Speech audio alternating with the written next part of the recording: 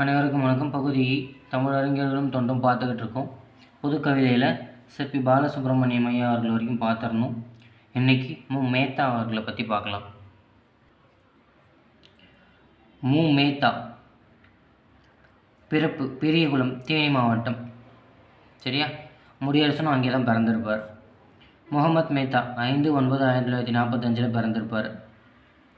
சென்னை மாநில கல்லூரியில் தமிழ் பேராசிரியராக பணியாற்றிருக்கார். சரியா? சென்னை மாநில கல்லூரியில் தமிழ் பேராசிரியராக பணியாற்றிருக்காரு. சமூக பிரச்சனைகளை மையமாக வைத்து எழுதும் புதுமை கவிஞர் யாருன்னு கேட்டால் நம்ம மேத்தா அவர்கள் தான். சரியா? இவரின் கூற்று, மரங்களில் நான் ஏழை, எனக்கு வைத்த பெயர் வாழை. மரங்களில்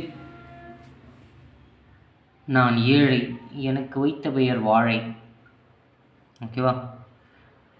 இவரது சாகித்ய அகாடமி விருது பெற்ற நாவல் ஆகாயத்திற்கு அடுத்த வீடு 2006 சாகித்ய அகாடமி விருது கொடுத்துருக்காங்க. சரியா? இவரின் சிறந்த கவிதை தேசபிதாவிற்கு ஓர் திருப்பாடகனின் அஞ்சலி. ஓகேவா? என்னது சிறந்த கவிதை? எது? தேசப்பிதாவிற்கு ஓர் திருப்பாடகனின் அஞ்சலி.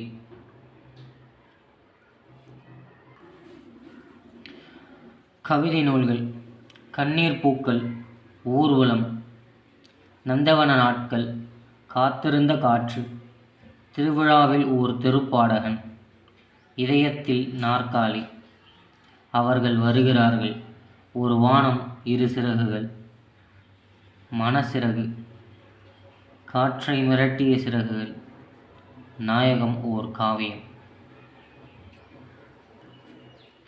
அவருடைய உரைநடை நூல்கள் பார்த்தீங்கன்னா நினைத்து நெகிழ்ந்தது. நினைத்து நெகிழ்ந்தது என்ன நூல்? உரைநடை நூல். ஆங்காங்கே அம்புகள். நினைத்து நெகிழ்ந்ததும் ஆங்காங்கே அம்புகள்.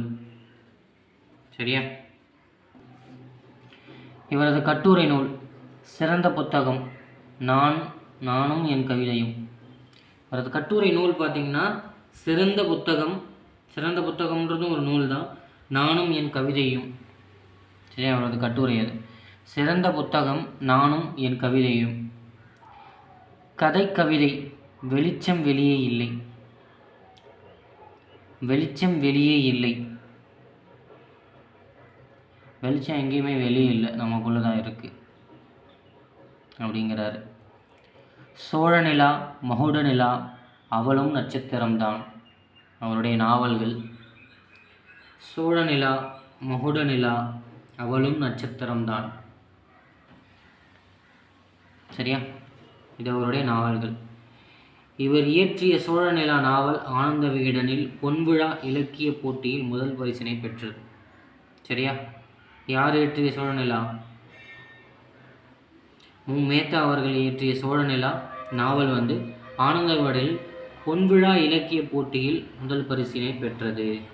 ஆனந்த விகடன் இலக்கிய விருது முதல் பரிசு சோழநிலா. ஓகே, இது முக்கியமான கொஸ்டின், பார்த்துக்கோங்க. சிறுகதை நூல்கள்: கிழித்த கோடு, பக்கம் பார்த்து பேசுகிறேன். கிழித்த கோடு, பக்கம் பார்த்து பேசுகிறேன். இது சிறுகதை நூல்கள். சரியா?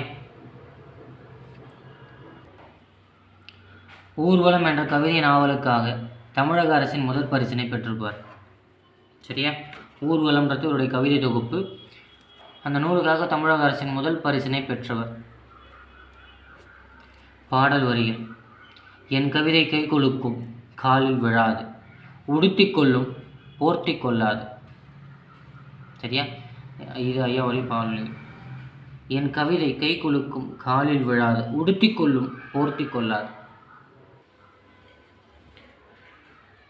மேத்தான்னு பார்த்தோன்னே முகமது மேத்தா. சரியா? சில நேரம் முகமது மேத்தான்னு கூட கொடுப்பாங்க, கன்ஃபியூஸ் ஆகிடாதீங்க. படிக்கிறவங்களும் தெரியும், புதுசாக வரவங்கள சொல்கிறாங்களோ. சரிங்களா? மேத்தாவுடைய ஐயாவோட வரிகள்லாம் ரொம்ப எப்படி சொல்கிறது, ரொம்ப அழகானது. நம்ம 8ஆம் வகுப்பு புத்தகத்தில் கூட கடைசி 9வது ஏழில் பார்த்தீங்கன்னா, கவலைகளை தூக்கி கொண்டு தெரியாதே, அவை கை குழந்தைகள் அல்ல அப்படின்னு சொல்லியிருப்பார். தூங்கி விழுந்தால் பூமி உனக்கு படுக்கையாகிறது, விடுத்து நடந்தால் அதுவே உனக்கு பாதையாகிறதுன்னு சொன்னதும் அவர் தான். நட, நாளை மட்டும் அல்ல இன்றும் நம்முடையது தான், நட. ஓகேவா? இது அந்த இளைய தோழனுக்கு அப்படின்ற ஒரு டாப்பிக்கில் இருக்குன்னு நினைக்கிறேன். 8வது புக்கு தான். சரியா? மேத்தா ஐயா அவருடைய கவிதை, ரீசெண்டாக ஒரு கவிதை படித்தேன் அவரோடது. இறைவன் என்னை கேட்பார் எப்படி வாழ்ந்தாய் என்று, நானும் இறைவனை கேட்பேன் நான் எப்போது வாழ்ந்தேன் என்று. அந்த கவிதை வந்து ரொம்ப டிஸ்டர்ப் பண்ணிடுச்சு. ரொம்ப ஒரு அழகான யதார்த்தமான எழுத்தாளர் அவர். சரிங்களா? டைம் கிடைச்சா அவருடைய புத்தகங்கள் வாங்கி படிங்க. இந்த கண்ணீர் பூக்கள் ரொம்ப அழகாக இருக்கும். ஓகே, மேத்தா ஐயா அவர்கள் முடிஞ்சிருச்சு. அடுத்து ஈரோடு தமிழ் நண்பனை பார்க்கலாம். நன்றி.